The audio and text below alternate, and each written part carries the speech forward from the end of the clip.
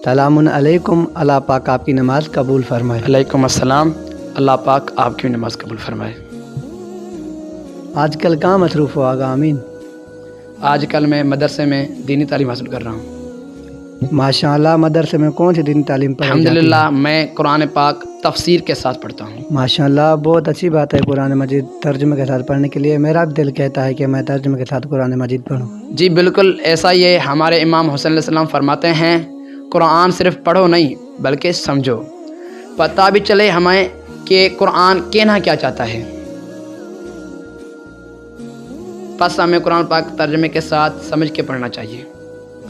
इंशाअल्लाह आइंदा मैं कुरान मजीद तर्जुमे के साथ पढ़ूंगा। माशाअल्लाह। वस्सलामु अलैकुम व रहमतुल्लाहि व बरकातुहू।